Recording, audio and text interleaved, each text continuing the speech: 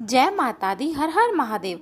आज की इस वीडियो में हम बात करेंगे जितिया व्रत के बारे में। जीवित पुत्र व्रत हिंदू धर्म में विशेष महत्व दिया गया है। यह व्रत पुत्र प्राप्ति तथा संतान की दीर्घ आयु जीवन की कामना के लिए व्रत किया जाता है। आश्विन मास में जितिया व्रत रखा जाता है।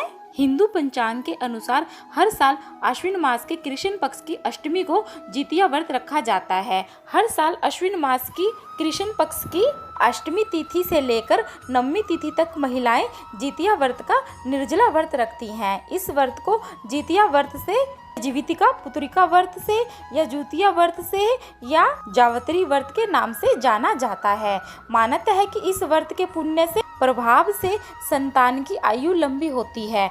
संतान की कामना रखने वाली महिलाओं को संतान की प्राप्ति होती है। जितिया व्रत इस साल 6 अक्टूबर 2023 को यानी कि शुक्रवार के दिन रखा जाएगा। यह व्रत कठिन व्रतों में से एक माना गया है। इस दिन महिलाएं अपनी संतान की खुशहाली व लंबी आयु के लिए निर्जला व्रत रखती हैं। इस बार अष्टमी तिथि 6 अक्टूबर को सुबह 6:34 से प्रारंभ होगी और 7 अक्टूबर सुबह 8:08 पर समाप्त होगी। यह पर्व 3 दिनों तक चलता है। इस बार यह व्रत 5 अक्टूबर से 7 अक्टूबर तक चलेगा। जितिया व्रत में नहाया खाया कब है? 5 अक्टूबर को नहाया खाया और 6 अक्टूबर को ये निर्जला व्रत रखा जाएगा। इसके बाद ये 7 अक्टूबर शनिवार को इसका व्रत का पारण किया जाएगा।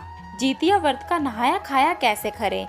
छठ व्रत की तरह ही जीवितिका पुत्रिका व्रत भी नहाया खाया किया जाता है। इसमें व्रती महिलाएं स्नान आदि करने के बाद पूजा पाठ करके भोजन ग्रहण करती हैं और अगले दिन निर्जला व्रत रखती हैं। नहाया खाया दिन लहसुन, प्याज या मांसाहार भोजन नहीं करना चाहिए। इस दिन सात्विक भोजन करना चाहिए। जितिया व्रत पारण कब होगा? जितिया व्रत का पारण 7 अक्टूबर को सुबह 8:10 के बाद किया जा सकता है। जितिया व्रत में किस भगवान की पूजा की जाती है? अनुष्ठान। जितिया के दिन माताएं विभिन्न अनुष्ठान और पूजा अर्चना करती हैं।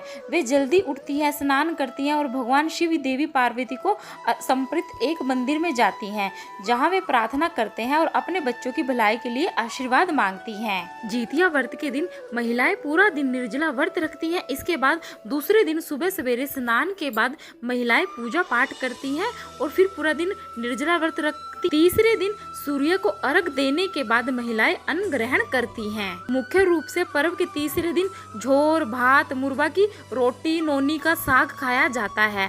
अष्टमी को प्रदोष काल में महिलाएं जीमूत वाहन की पूजा करती हैं।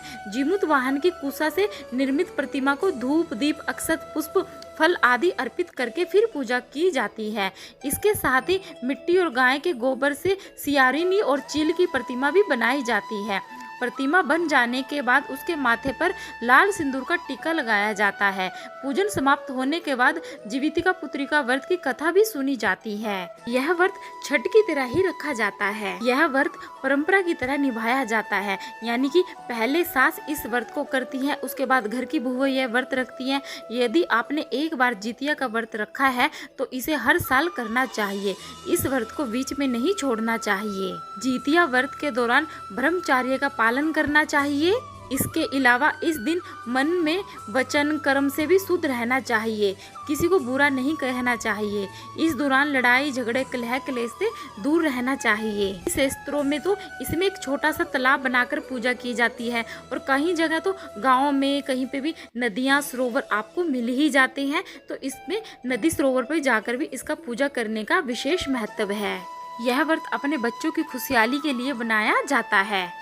अगर आप पहली बार इस व्रत को निर्जला रख लेती हैं तो आपको आजीवन इस व्रत को निर्जला ही रखना पड़ेगा। आपकी सास आपको बीच में चाय पिलवा देती है कथा के बाद, तो आपको फिर वह व्रत आप अपने हिसाब से रख सकती हैं। जब भी आप व्रत रखेंगे एक बार आप चाय पी लें। काफी जगह पे तो ऐसा होता है कि पारण के दिन, जिस दिन जो आपने नहाए खाए वाले दिन जो भोजन किया था वही खाना आप पारण के दिन यानी कि जब तीसरे दिन आप व्रत खोलोगे वही खाया जाता है। जैसे कि मंडुआ की रोटी, नोनी का साग, दही, चूरा, खार आदि। पारण आपको सूर्यास्त के बाद करना है और सूर्यास्त होने से पहले कर लेना है। यानी कि आपको जैसे कि 8:08 पर अष्टमी की समाप्ति होगी, सूर्य को आपको अर्घ देके आपको इस व्रत का पारण कर लेना है। जितिया माता की जय हो। आप जितिया माता आपके सभी बच्चों की लंबी आयु करे, यही मैं कामना करती हूँ। खुशहाली से आपका जीवन भरा रहे, आपके बच्चों का जीवन भरा रहे। अगर वीडियो पसंद आ रहा है तो वीडियो को लाइक करें, चैनल को सब्सक्राइब करें और वीडियो को आगे से आगे शेयर करें।